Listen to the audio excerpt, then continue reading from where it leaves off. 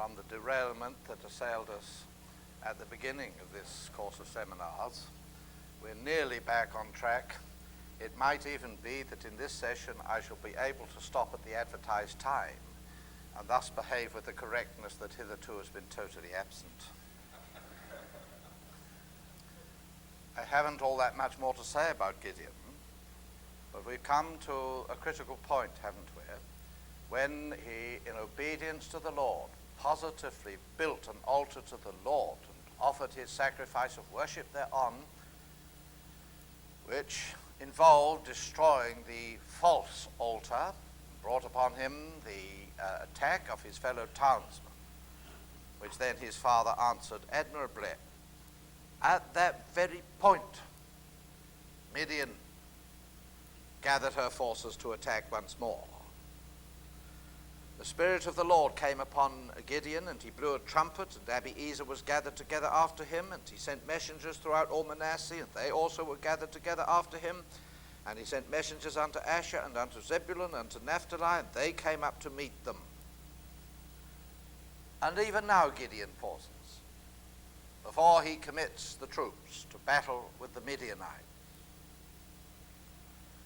Pauses to make sure, finally sure, that he has God's guidance in this thing. This is what the Lord would have him do. Or whether it is of his own ambition, or the naughtiness of his own heart, or pride or something, that is leading him to commit Israel to this tremendous battle. So he proposes a test and puts out his fleece, doubly, as we all know, the famous instance of the fleece, checking both ways on. On the first occasion, let it be dew on the fleece only and dry upon the ground. And then on the second occasion, let the fleece be dry and dew on all the ground around. A sign, therefore, that God was pleased to answer, to confirm the faith of his servant, who was in this responsible position as about to begin battle and commit the troops of Israel to battle with the hordes of the Midianites. In passing, I must say I admire this sort of sense of taste. Perhaps that was because he was a farmer. And therefore the test that occurred to him was the question of the dew. To townspeople, perhaps it isn't so important, but any farmer will know the importance of the dew, particularly in hot countries. The reason why in hot countries sometimes crops can survive and grow and not be parched to death is because of the amazing phenomenon of the dew, settling quietly, noiselessly in the night with its delightful refreshment of the land and causing the crops to grow. He was a farmer anyway, and at heart was this whole matter of crops and the feeding of the people. And if he was going to commit the people to a battle with all its devastating results, his test was that he, by his prayers, could control the dew. Oh, you'll have to forgive this old man his fancifulness. But I would like to think that it would become possible for me one day, in answer to my prayers, to control the dew. It was a curse that Israel would pronounce on certain places. Let no dew fall on you forever. That spelt ruin.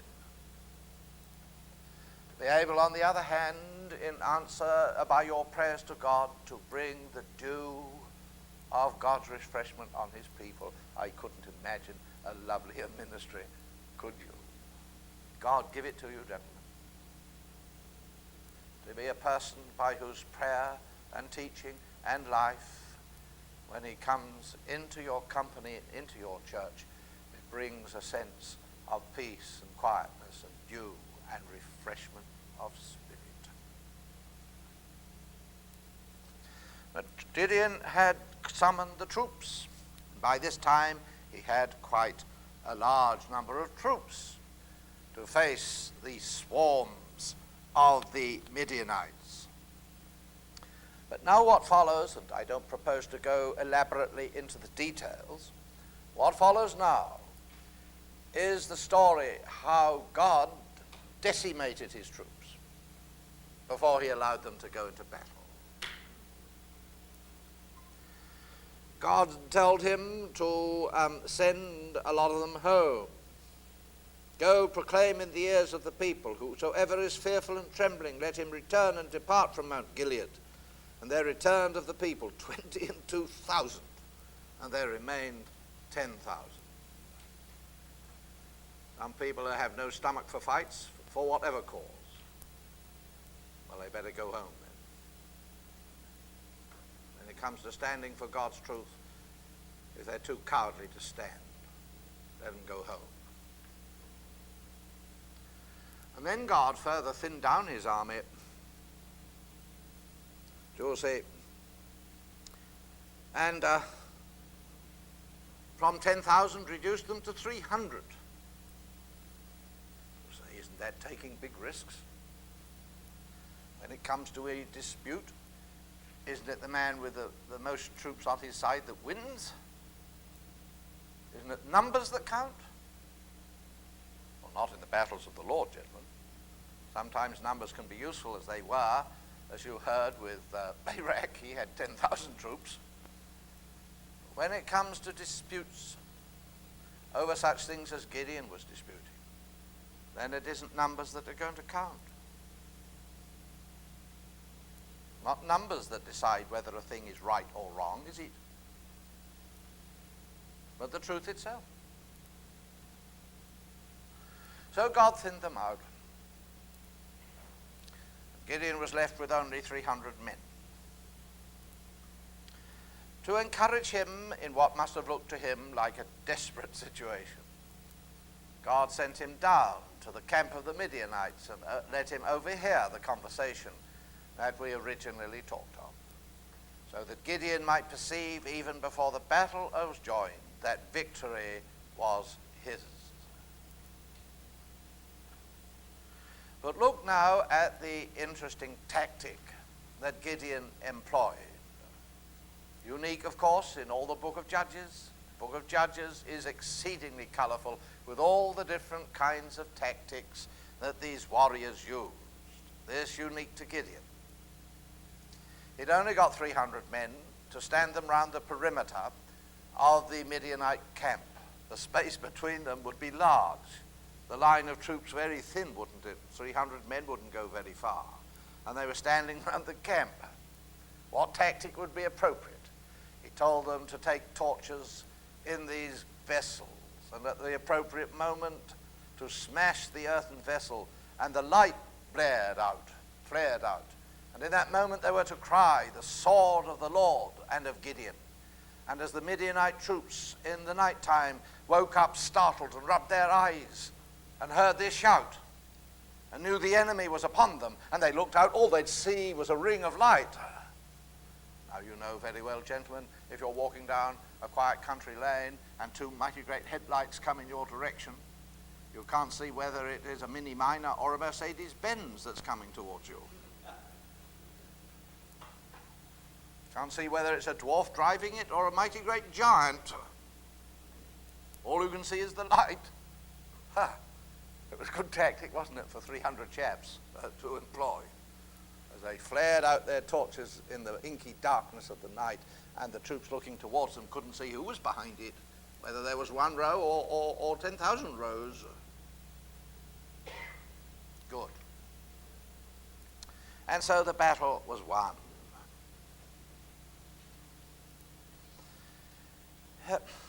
And the enemy, in their confusion, turned their swords upon themselves. And Gideon, in the end, took their two princes and slew them, chopping block method, on the rock of Oreb. And there we could leave it, except that the very language of this literal history will evoke all kinds of memories in anybody who's read the New Testament seriously. For in the second epistle to the Corinthians, Paul talks of himself as a vessel, a mere earthen vessel. And he says, you know, my outward man is being destroyed day by day. The privations of his work, the persecutions, the stonings, the imprisonments, the fastings, the prayings, they were taking a toll upon him physically. The old earthen vessel was beginning to crack and break down. One day it would dissolve completely. What matters, says Paul? Because as the earthen vessel is destroyed and decays, the inner man is renewed. For it is God who commanded the light to shine out of darkness, that has shined in our hearts to give the light of the knowledge of the glory of God in the face of Jesus Christ. Only we have this treasure in earthen vessels. In dealing with that strife-torn church, that miserable church, that poverty-stricken church at Corinth, with all their arguments, Paul isn't presenting his great personality and seeking to get victory by presenting himself as an enormous personality. He's aware that as far as he himself is concerned, his bodily presence is weak, body beginning to fall to bits. That's how it should be, he says, that the excellency of the power might be of God and not of man. Let the light then shine out of the old earthen vessel, hiding the earthen vessel and dazzling the eyes of the enemy with the light of God's glory. So may it ever be in our ministry. The work of the Lord, the work of the Lord is a battle. Sooner or later, it will take its toll on you physically. The Lord does not require suicide, gentlemen. It's a soldier's job to keep alive as long as he can. But the Lord will expect sacrifice. And in the end, it's not a question of drawing the attention either of the enemy of the Lord's people to ourselves, is it? Let the earthen vessel crack. So be it only that the treasure that God has seen fit to put in the earthen vessel shines out. Through that means men catch sight of the glory of God in the face of Jesus Christ. So was the battle won. And it would have been a very happy thing if the history of Gideon had ended there. But alas, it didn't. And as we saw from studying the structure of the book the other day, we are now at this point at the watershed, structurally speaking, of the book of Judges. Now things begin to go downhill. And he who had valiantly fought against the Midianites on the behalf of his brethren now begins to destroy his own people. You could understand it, I suppose, for the men of Ephraim, says chapter 8, said unto him, Why hast thou served us thus, that thou callest not us when thou wentest to fight with Midian? And they did chide with him sharply. How unreasonable folks can be, can't they? Doing nothing themselves. You go and do something. Oh, they'll be on your track. Why didn't you consult us? And who are you to think you can win battles? And you didn't ask us to come and do it. How assemblies have been plagued by such people.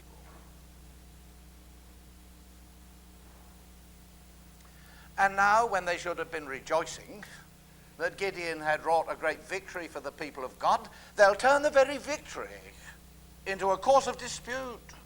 They're not interested in the fact that a victory has been won. They're interested in the fact that somebody bypassed them.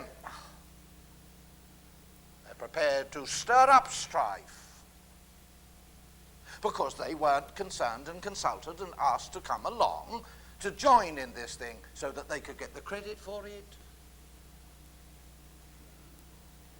I wonder Gideon had the patience with him. He did. How diplomatic he was. gentlemen, he said, what have I done in comparison with you? Is not the gleaning of the grapes of Ephraim better than the vintage of Abiezer? He came from Abiezer, you see. He said, gentlemen, why are you getting upset? You're marvelous. I mean, just the little leftover gleanings in Ephraim are far more important than the whole grape harvest is in Abiezer. Oh, no need to get upset, gentlemen. Everybody recognizes how superior you are. His diplomacy wasn't needed. God hath delivered into your hand the princes of Midian, Oreb, and Zeeb, and what was I able to do in comparison of you? And silly chumps. Then their anger was abated. Well, I hope Gideon was sincere, but it was diplomacy, and if they hadn't got the wit to see what the real situation was, and that they had done nothing, and that God had delivered the enemy into their hands, well, he delivered them through Gideon anyway.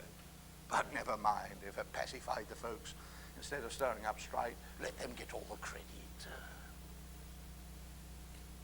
God will know how to sort it out at the judgment seat, my brother, if somebody runs off with the credit with what you've done. And then there were more serious things. Gideon came to Jordan and passed over, he and his 300 men that were with him, faint yet pursuing. For now we have a flashback to when Gideon was pursuing the fleeing enemy,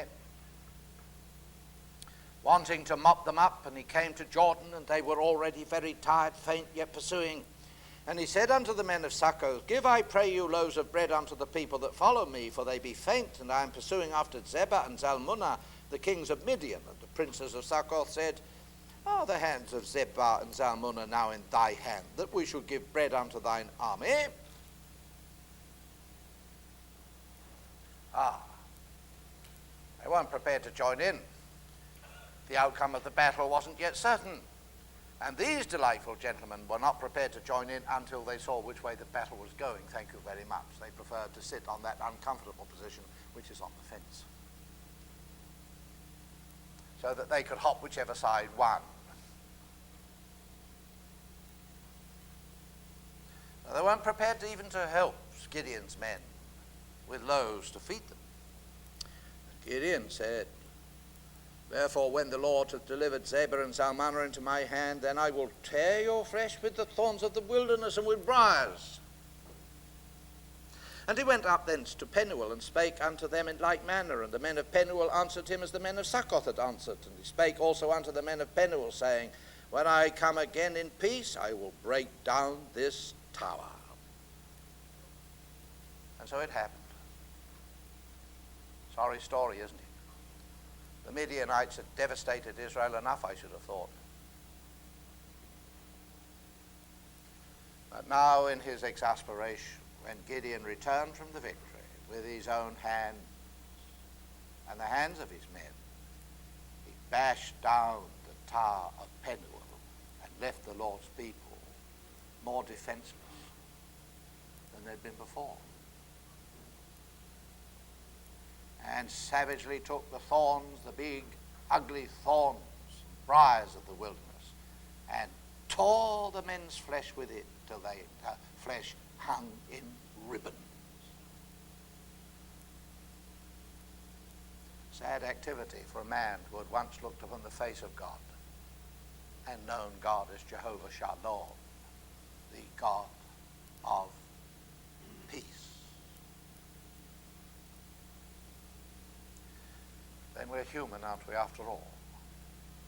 And in the moments of weakness after a victory, when our strength, emotional and spiritual, is exhausted, we do have to watch it lest the old man rear his ugly head again. And in what we think at the moment, because of our exasperation, is justified indignation, we give vent to the savagery of our old carnal tempers.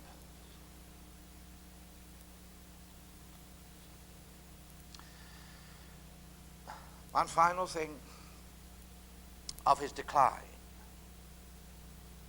When it was all over, Israel came to Gideon, verse 22, then the men of Israel said unto Gideon, Rule thou over us, both thou and thy son's son also, for thou hast saved us out of the hand of Midian.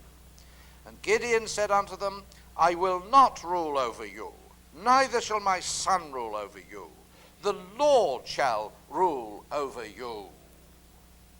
And in my book, he gets 10 out of 10 for that. For the nation, by God's intention at this stage, was still a direct theocracy. And though the Lord had raised him up as a deliverer, it was not the Lord's intention to create a royal dynasty out of the family of Gideon. And that was what Israel was proposing, that now he should adopt that position, and that he should rule and his sons after him in some kind of dynastic succession. Gideon says, I'll do no such thing, gentlemen. God has used me to deliver you, but the Lord is your king, and let him still be king. Marvelous man. But then you'll see, verse 30 goes and tells us that Gideon had 70 sons of his body begotten, for he had many wives. And his concubine that was in Shechem, she also bare him a son, and he called his name, My Father is King. Is it he called? Somebody made a mistake and it should be she called? Some light-headed little thing who got rather proud because her husband, if that's what his name was Gideon? Or was this Gideon? The man who said, I will not be your king, the Lord is your king, that went and named his son, My Father is King.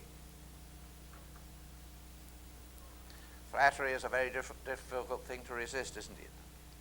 When, as we learned, Dulcie, from the kings of Midian, when they eventually caught up with them, look at verse 7:18. Then he said unto Zebah and Zalmunna, these princes of Midian, What manner of men were they whom you slew at Tabor? And they answered, As thou art, so were they. Each one resembled the children of a king. Of course, the two princes were pleading for their lives, weren't they? And thought it a good bit of policy to butter the old boys as much as liberally as they could. Flatter him. What kind of men were they? Oh, they look very much like you. Every one of them looked like a son of a king. Flattery is a dangerous thing, gentlemen. Who knows but what the barb entered in and rested there. And although publicly Gideon later said, I will not rule over you, the Lord your God is king, whether the old barb of flattery had sunk in,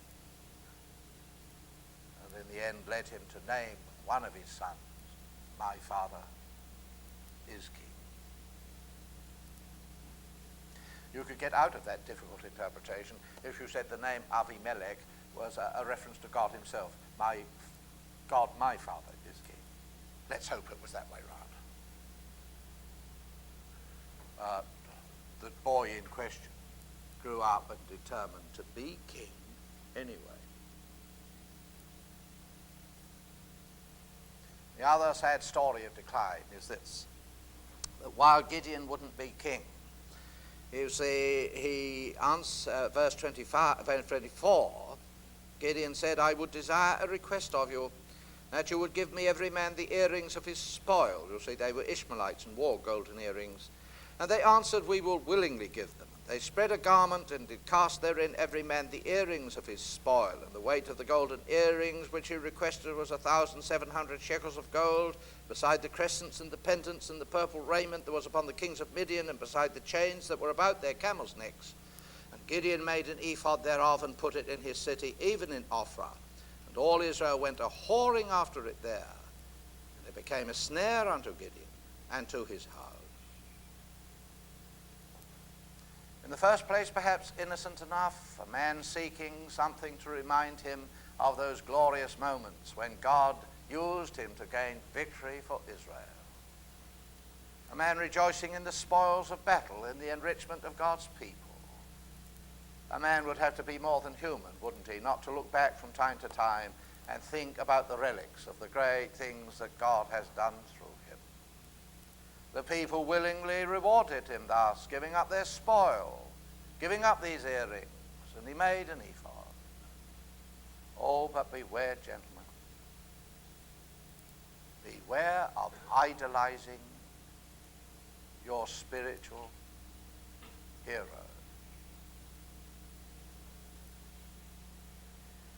Insidiously it can become an incipient form of idolatry.